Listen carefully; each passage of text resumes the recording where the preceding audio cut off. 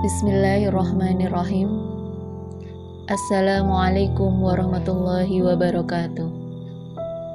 Alhamdulillahi wassalatu wassalamu ala rasulillah wa ala alihi wa sahbihi wa mawalah.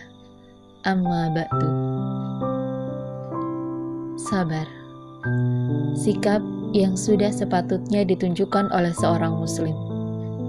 Seburuk apapun keadaannya, sesakit apapun luka yang kita rasakan, dan seberat apapun cobaan yang kita hadapi, kita harus selalu sabar.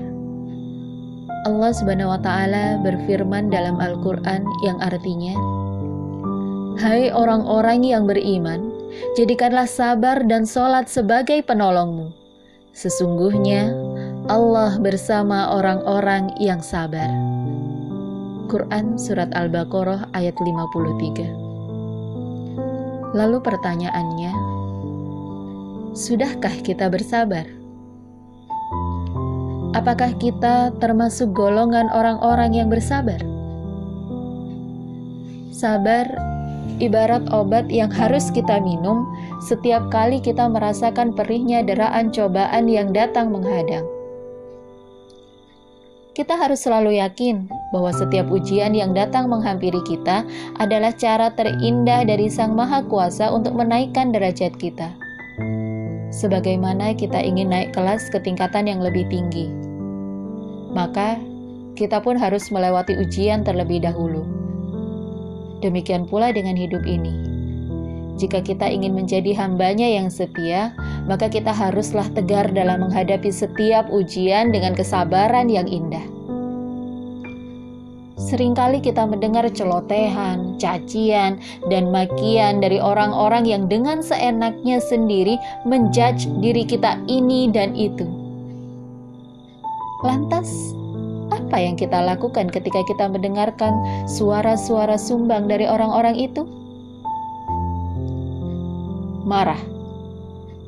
Apakah kita akan dengan mudah dikalahkan oleh syaitan? Bahkan dalam hadis sahih riwayat Imam Bukhari dan Muslim, Rasulullah menyebutkan bahwa orang yang kuat itu bukanlah orang yang pandai bergulat, tapi orang yang kuat ialah orang yang dapat mengendalikan dirinya ketika marah. Bukankah sabar itu ada batasnya? Sudah sewajarnya aku marah. Kalimat yang sering kita dengar yang entah dari mana asal-usulnya. Padahal Allah mengingatkan kita dalam Quran Surat Az-Zumar ayat 10. Sesungguhnya hanya orang-orang yang bersabarlah yang dicukupkan pahala mereka tanpa batas. Lalu, apakah kita akan melewatkan pahala tanpa batasan yang dijanjikan oleh Tuhan hanya untuk memenuhi nafsu kita yang disetir oleh kemarahan? Jangan terlalu sabarlah, dia sudah keterlaluan. Kalimat yang sering diterlontarkan orang lain yang berempati kepada kita. Awas, itu tipuan setan. Bukankah perintah bersabar datangnya dari Tuhan yang Maha Penyabar? Dan ucapan-ucapan manusia bisa saja berasal dari setan yang tidak ingin kita sabar dalam menghadapi ujian. Saudaraku, kita diciptakan di dunia ini hanyalah untuk beribadah kepadanya semata. Menjaga hati, lisan, dan perbuatan dari hal yang tercela harus selalu dilakukan. Dunia ini penuh kenikmatan yang menipu. Terkadang kita terlalu berharap kepada manusia yang pada akhirnya orang tersebut mengecewakan kita. Kita kesal, kita marah, kita menganggap bahwa orang yang kita percayai telah melalaikan amanah yang kita berikan. Saudaraku, cobalah berhenti sejenak. Renungilah setiap kejadian yang telah engkau lewati. Dan bersabarlah dengan kesabaran yang indah. Mungkin kau terlalu berharap terhadap manusia, dan ini adalah cara Allah menyadarkanmu bahwa tiada tempat untuk mengharap lebih melainkan hanya kepada Allah semata. ketika tidak ada bahu untuk bersandar, kau akan selalu punya sajadah untuk bersujud.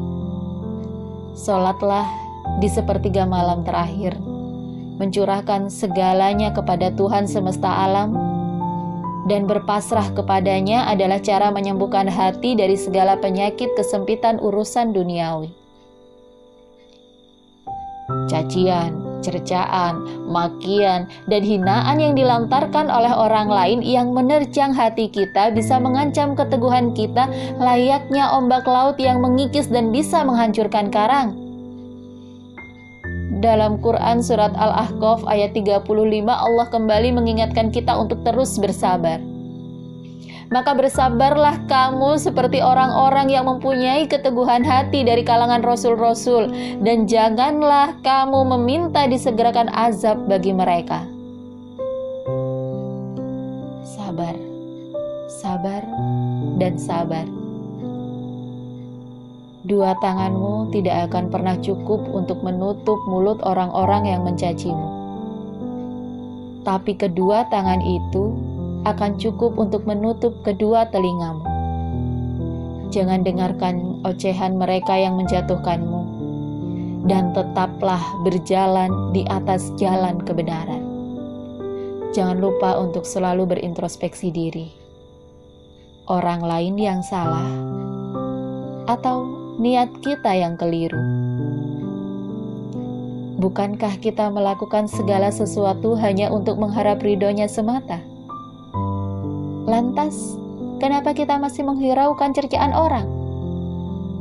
Mari sama-sama kita renungi apa yang telah terjadi.